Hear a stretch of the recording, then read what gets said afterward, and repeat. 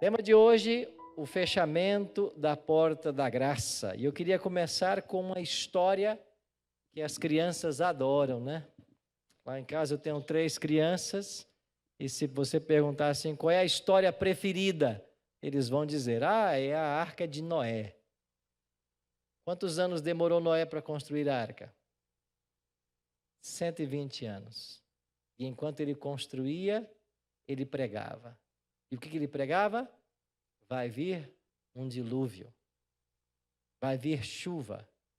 E esta arca está sendo construída para salvar-nos desse dilúvio. Olha o que diz o livro de Gênesis. De toda a carne em que havia fôlego de vida, entraram de 2 em 2 para Noé na arca. Eram macho e fêmea os que entraram de toda a carne, como Deus lhe havia ordenado. Agora olhe com atenção a última parte do verso. E o Senhor fechou a porta após ele. Após ele quem? Após Noé. Então, depois que todos os animais entraram, quantos animais? Nós não sabemos quantos, mas nós sabemos que eram 7 casais de animais limpos e 1 casal de animal imundo. E depois que todos entraram na arca, Noé, quem sabe, olhou para trás e tenha perguntado, mais alguém? Alguém mais quer entrar? Mas ele já havia pregado 120 anos e ninguém acreditava que viria um dilúvio. Então Noé entra. E depois que ele entra, a Bíblia diz que Deus fechou a porta após ele. Não foi Noé quem fechou a porta. Por que Deus fechou a porta? Porque a mensagem havia sido anunciada por 120 anos. Aqueles que tiveram a chance de escolher, escolheram não entrar. E então, depois de alguns dias, começou a chover. E quantos dias choveram? 40 dias. E quando as pessoas começaram a ver a chuva, começaram a se desesperar. E eu fico imaginando quantas foram até a arca. E tenham batido na arca, ou na porta da arca, dizendo, Noé, deixe-nos entrar. Mas quem é que havia fechado a porta? Deus. Nem se Noé quisesse abrir aquela porta, ele abriria. E as águas foram lentamente subindo. E eu fico imaginando que os povos antediluvianos começaram a buscar os locais mais altos da terra para escapar da água, até que finalmente as águas cobriram os mais altos montes que haviam, e toda aquela geração pereceu nas águas. Todos morreram, porque a porta se fechou. A expressão porta da graça não aparece na Bíblia, mas esse ensino está solidamente fundamentado na palavra de Deus. E o que significa essa expressão dentro da nossa teologia? É que esta porta representa a oportunidade de salvação, e o fechamento da porta da graça aponta para um momento na história em que o ser humano não mais terá a opção. No caso dos povos antediluvianos, por 120 anos Noé pregou, e eles não acreditaram na pregação.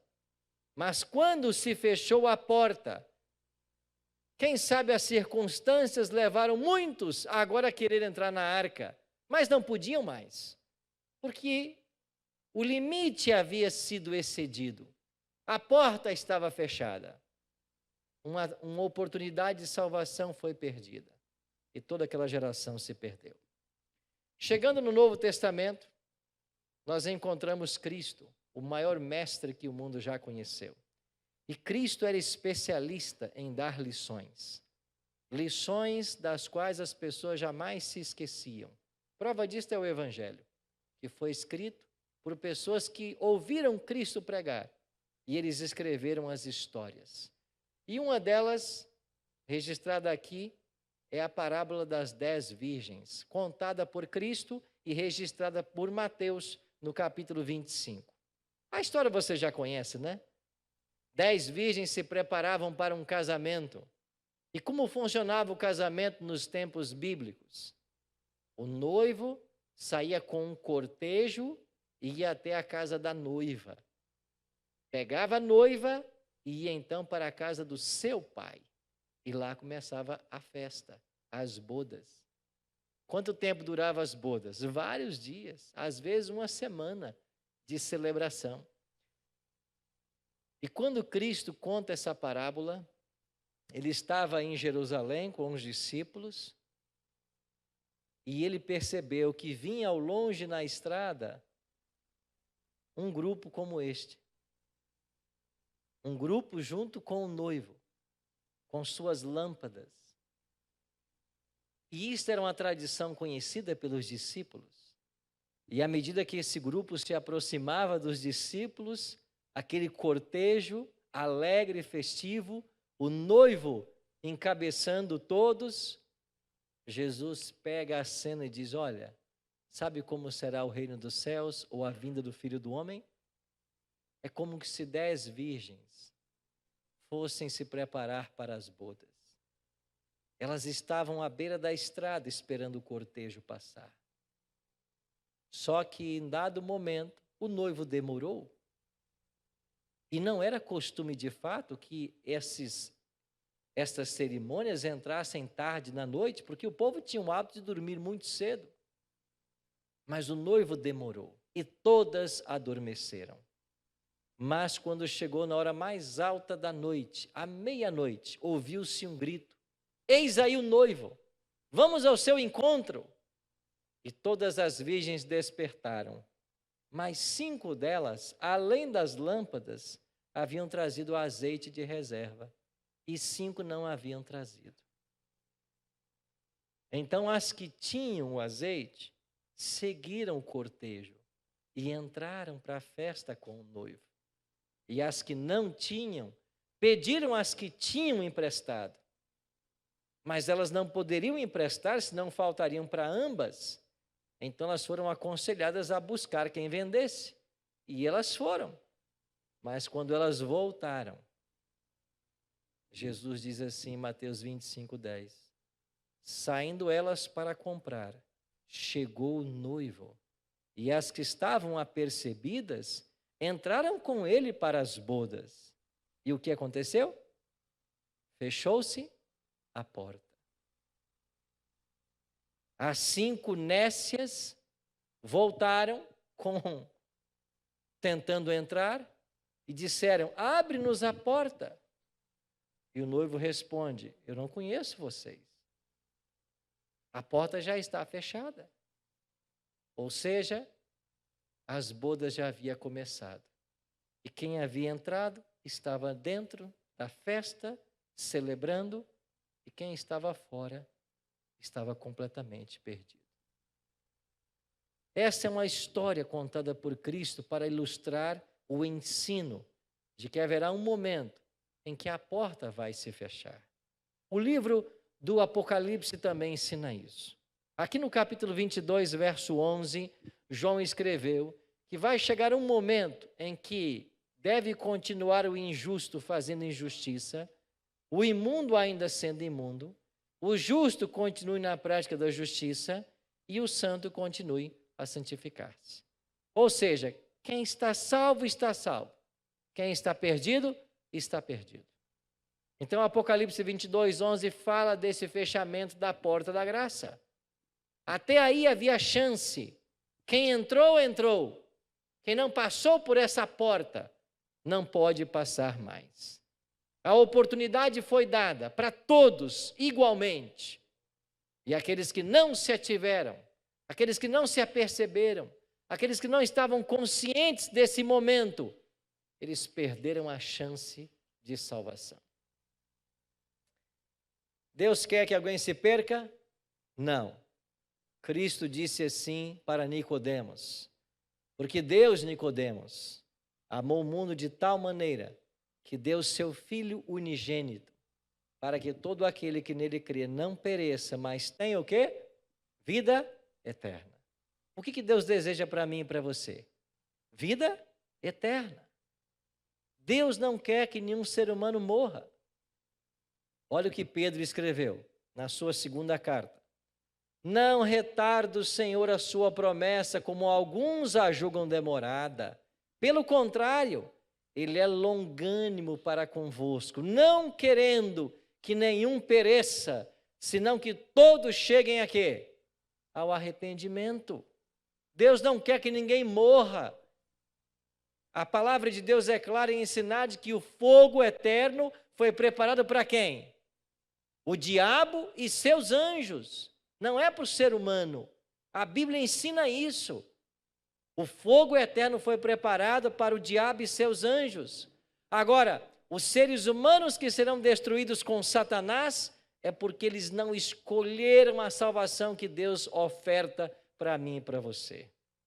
E Deus não quer que ninguém pereça, senão que todos cheguem ao arrependimento. Agora, infelizmente, nem todos chegarão. Nós teremos mais salvos ou mais pessoas perdidas? Mais perdidos. Se você for para Apocalipse capítulo 20, João escreveu de que o número dos perdidos será como a areia do mar. É verdade que muitos se salvarão, porque no capítulo 7 ele também viu uma grande multidão de salvos. Mas nós teremos mais perdidos do que salvos. Por quê? Porque muitos preferem a porta larga. Não querem o caminho estreito. Muitos não estão atentos à questão espiritual. E Jesus foi claro em dizer de que adianta o homem ganhar o quê? O mundo inteiro e perder a sua alma. O que significa isso? A sua salvação. De que adianta você conquistar tudo nessa vida e perder a sua salvação? Deus não quer que ninguém se perca, mas finalmente a decisão quem toma somos nós. E não querendo que ninguém pereça, Deus então nos colocou lá no céu um advogado. E Jesus está nesse exato momento lá no santuário celestial como nosso advogado. Olha o que escreveu João. Filhinhos meus, essas coisas vos escrevo para que vocês o quê? Não pequem, não pequeis. Se todavia alguém pecar, nós temos o quê? Um advogado junto ao Pai. Então Cristo hoje no santuário celestial, ele é advogado. Agora, quando é que a porta da graça se fechará de forma coletiva? Eu falo de forma coletiva porque de forma individual, ela pode fechar em momentos diferentes. Porque uma pessoa quando morre, todo mundo que morre, ou morre salvo, ou morre perdido. Ninguém depois de morto é que vai ver se está salvo ou está perdido, se vai mudar de lado. Impossível. A pessoa quando expira, quando dá o seu último suspiro, quando morre, ela morre salva ou morre perdida. Não tem como mudar isso. Agora, haverá um momento em que de forma coletiva, essa oportunidade de salvação vai deixar de existir. Quando? Quando Jesus deixar esse local, deixar o santuário celestial. E olha o que disse o profeta Daniel sobre esse momento. Nesse tempo, se levantará Miguel. Quem é Miguel em Daniel? É Cristo. Ele vai se levantar. E por que ele vai se levantar? Porque em algum dia ele se assentou. E quando é que Jesus se assenta em Daniel? No capítulo 7. Quando se estabelecem tronos.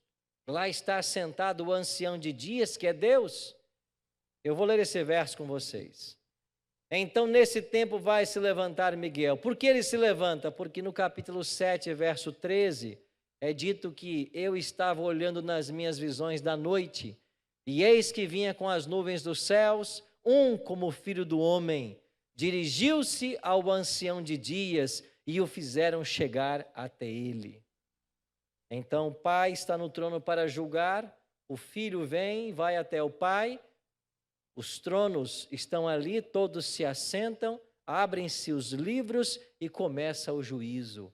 Esta cena de Daniel capítulo 7 teve lugar lá em 1844. começou o juízo. Jesus começou uma nova função no santuário celestial. Agora ele é sumo sacerdote. E ao findar desse período de sumo sacerdócio, ele vai voltar à terra. Então, quando ele termina esse ofício, quando conclui-se o julgamento lá no santuário celestial, ele deixa o santuário, ele deixa de ser advogado. E quando ele deixar o santuário celestial, é o que está escrito em Daniel 12:1. Se levantará Miguel. Acabou a graça. Acabou a chance de salvação. É por isso que o livro de Hebreus nos aconselha hoje, porque nós não temos sumo sacerdote que não possa compadecer-se das nossas fraquezas. Antes, foi ele tentado em todas as coisas à nossa semelhança, mas sem o quê? Sem pecado. Nós temos um sumo sacerdote. Nós temos alguém que intercede junto ao Pai. E é por isso que nós temos que buscar esta relação com esse advogado. É por isso que nós temos que aproveitar enquanto a porta está aberta, enquanto há chance de salvação. É por isso que a voz do profeta tem que ser ouvida, quando o profeta diz assim: põe em ordem a tua casa. Põe em ordem a tua casa. Agora é o tempo de salvação. Eis o tempo oportuno. Então nós estamos vivendo nos dias da porta aberta. E nós temos que todos os dias aceitarmos a dádiva da vida eterna que o céu nos oferece. Essa é uma experiência contínua. Isso não acontece uma vez na nossa vida e nunca mais se repete, não. É uma experiência diária. É uma experiência diária. A oportunidade de salvação tem que ser buscada todos os dias. O que é que ensina o profeta? Que as misericórdias do Senhor se renovam quando? A cada manhã. Todas as manhãs as misericórdias do Senhor se renovam. Por quê? Porque nós precisamos dessa misericórdia.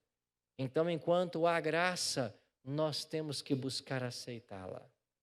Eu queria voltar mais uma vez com o discurso de Cristo a respeito do fim. E aqui, em Lucas 17:26, ele diz claramente: assim como foi nos dias de Noé, será também nos dias do Filho do Homem. Lembra da introdução do estudo de hoje? Assim como foi nos dias de Noé. Noé pregou 120 anos e as pessoas não estavam nem aí para a pregação de Noé. O mesmo acontece hoje. A pregação está sendo feita, as igrejas estão abertas, o evangelho está sendo anunciado, mas quantas pessoas se interessam pelo evangelho? O interesse de hoje é outro. As pessoas querem outras coisas. Como nos dias de Noé, busca-se a satisfação própria. Comiam, bebiam, casavam-se, davam-se em casamento, a vida na sua rotina, até que Noé entrou na arca e fechou-se a porta. Ou seja, o pregador de justiça, que pregou por 120 anos, ao invés de colocar pessoas na arca, colocou animais, porque ninguém quis aceitar sua pregação. Jesus continua. O mesmo aconteceu nos dias de Ló. Comiam, bebiam, compravam, vendiam, plantavam, edificavam. Eu pergunto, estas coisas mencionadas por Cristo são ruins? Não. Então, o que Jesus quer destacar aqui? Eles viviam a vida como se nada fosse acontecer. Eles tocavam suas rotinas. E ele diz, mas no dia em que Ló saiu de Sodoma, choveu fogo do céu, ou do céu fogo, e enxofre. E o que aconteceu? Destruiu a todos. Então Cristo está trazendo para mim e para você hoje, para nós que vivemos esta realidade de duas histórias. Uma geração que se perdeu nas águas e uma multidão que se perdeu no fogo. Mas em ambos os casos, eles viviam suas vidas rotineiras como que se nada fosse acontecer. Resultado, perderam a salvação e a vida eterna. Eu gosto muito dessa imagem. Os anjos apressando Ló, suas filhas, a esposa, e a orientação foi muito clara. Fujam e não olhem para trás. E quando a família de Ló estava quase entrando em Zoar, não é? A cidade? Quase entrando em Zoar. O que fez a mulher de Ló? Olhou para trás e se transformou numa estátua de sal. Por que é que ela olhou para trás? Porque ela estava fugindo de Sodoma, mas o coração estava em Sodoma. Ela estava saindo de Sodoma, mas Sodoma não saía do seu coração. E pensando em deixar tudo que ela tinha para trás, sua vida, sua bela cidade, ela virou uma estátua de sal. E agora vem Cristo no Novo Testamento e diz o quê? Lembrai-vos da mulher de Ló. Lembrai-vos da mulher de Ló. Outro dia eu fiquei curioso a respeito dessas duas histórias contadas por Cristo. E eu fui para a Bíblia fazer uma pesquisa. E você sabe quantos anos separam esses dois eventos? Quantos anos separam a destruição de Sodoma do dilúvio? Cerca de 500 anos. Cerca de 500 anos. Agora, quando você começa a estudar a vida de Noé, você percebe que Noé viveu muito. Seus filhos também, seus netos. E sabe o que nós concluímos? Que por ocasião da destruição de Sodoma e Gomorra, ali estavam, quem sabe, os filhos de Noé, os netos de Noé. E todos já haviam conhecido a história da arca e de uma geração que se perdeu porque não ouviu a voz de Deus. E agora, diante de uma nova ameaça, você está lembrado que Abraão intercedeu pela cidade, por seu sobrinho? E a que número Deus chegou em sua paciência com Abraão? 10. Tá bom, Abraão? Se eu achar 10 justos em Sodoma, eu não destruo a cidade. Mas ele não achou. E por isso a cidade foi destruída. Jesus, quando trouxe essas duas experiências à nossa memória, é para ilustrar como seriam os dias finais. Estamos vivendo num mundo onde ninguém se preocupa com a questão espiritual e onde o diabo ganha terreno com todas as atrações, passatempos, invenções que levam as pessoas cada vez para mais longe de Deus e cada vez mais para a satisfação e orgulho próprio. Lembrai-vos da mulher de Ló. A porta vai se fechar em breve. E Cristo, que é hoje o nosso sumo sacerdote, deixará suas vestes sumos sacerdotais, colocará suas vestes reais e virá à terra. Mas lembra da pergunta? Porventura, achará o Filho do Homem fé na terra? Quando ele voltar, quantos terão aceito a graça que foi ofertada? Quantos terão aceito a oportunidade? Então, antes que a porta se feche, nós precisamos entrar por ela. E isso tem que ser diário. E eu queria mencionar um último evento para vocês. Não é apenas a morte que pode ceifar das pessoas a chance da vida eterna. Tem uma outra coisa: o pecado contra o Espírito Santo. Porque qualquer pessoa que peca contra o Espírito Santo não tem mais possibilidade de salvação. Então há um momento escatológico em que a porta vai ser fechada, a porta se fecha para aqueles que morrem, mas é possível ainda fechar para os que estão vivos. E isso acontece quando alguém comete o pecado contra o Espírito Santo. Pastor, o que é pecado contra o Espírito Santo? Jesus falou: todas as vossas blasfêmias, todos os vossos pecados serão perdoados. Se alguém blasfemar contra o Filho, isso vai ser perdoado. Mas se alguém blasfemar contra o Espírito, isso não será perdoado. E o que significa blasfemar contra o Espírito? É você resistir tanto ao Espírito, que você se coloque numa posição onde você não mais ouça a voz dele. É você insistir tanto no pecado, que a sua consciência torna-se cauterizada.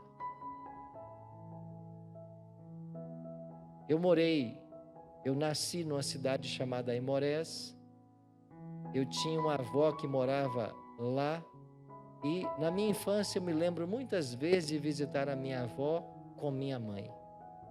Ela morava no alto de um monte, mas lá embaixo, no sopé, passava a linha férrea do trem Vitória Minas. E todas as vezes que no mês de janeiro, nas férias escolares, eu ia para lá com minha mãe, a gente dormia na casa da minha avó. Quando dava 10 horas da noite, era o horário do trem passar. E quando ele chegava perto do local, ali haviam cruzamentos, ele tinha que buzinar, era um tipo de alerta que dava. E quantas vezes a gente acordava com aquele barulho do trem tocando sua buzina para alertar as pessoas no cruzamento de que ele se aproximava. Isso aconteceu na primeira noite, na segunda noite, na terceira noite. Eu acordava assustado com aquilo, mas houve um dia, uma noite da semana, que eu perguntei à minha mãe e minha avó: o que aconteceu com o trem ontem? E elas disseram: nada. Mas ele não passou? Não, ele passou. Ele passou e ele tocou a buzina. Mas eu havia me acostumado com o barulho. Chega o ponto daquilo não mais incomodar. Pecado contra o Espírito Santo é isso. É você se acostumar. É você insistir no que é errado. E você faz o que é errado a tal ponto que você acha que não é mais pecaminoso, problemático, errado. E alguns carregam essa dúvida no coração. Pastor, eu cometi esse pecado? Será que eu cometi? Bom, o fato de você estar hoje dentro de uma igreja é um bom indício de que você não cometeu. Porque é o Espírito quem nos atrai. O fato de você estar conectado com a gente aí na internet é um bom indício. Porque se você está reservando um tempo para estudar a palavra de Deus, para aprender da Bíblia, isso é um indício de que o Espírito está atuando. Por isso, meus amigos, vamos hoje mais uma vez correr para a cruz, porque a nossa única esperança é todos os dias abraçarmos essa graça, por ela sermos alcançadas e entrarmos por essa porta. Porque um dia ela vai se fechar, mas que quando isso acontecer, eu e você estejamos cobertos pelo sangue do Cordeiro. E se nessa noite tem alguém aqui na igreja que tem se sentido longe do Senhor, tem feito coisas que não agradam ao Senhor, e se você percebe isso, se o Espírito te impressiona com isso, que hoje você possa tomar a decisão de abandonar tudo que separa você de Cristo. 3 cruzes no Calvário. Na cruz do centro, alguém morria pelo pecado. Na cruz do ladrão que aceitou, alguém morreu para o pecado. E na outra cruz, do ladrão que rejeitou, alguém que morreu no pecado. A história vai se repetir. Pessoas que aceitam, pessoas que rejeitam. E para todos nós, nunca nos esqueçamos de Mateus 6:33. Buscai, pois, em primeiro lugar o seu reino e a sua justiça, e todas as coisas o serão acrescentadas. De que adianta o homem ganhar o mundo inteiro e perder a sua alma? Vamos ficar de pé, vamos orar. Pai querido, muito obrigado pelo ensino da Tua palavra que nos mostra que a porta ainda está aberta. Cristo ainda está no santuário celestial, intercedendo por todos nós. Nos ajuda, Pai, hoje a entrarmos por essa porta, a não perdermos a chance de termos a Tua graça sobre a nossa vida e de nos prepararmos para a vida eterna. Tome conta de todos nós que aqui estamos, de cada amigo, de cada amiga que nos assiste agora pela internet. Que o Teu Espírito Santo possa abraçar onde quer que eles estejam e que nós possamos tomar a maior de todas as decisões que o ser humano pode fazer. Entregar o nosso coração ao Senhor Jesus e recebermos o dom da vida eterna. Dá-nos a Tua bênção, dá-nos o Teu perdão e prepara-nos para a Tua volta. Oramos em nome de Jesus. Amém.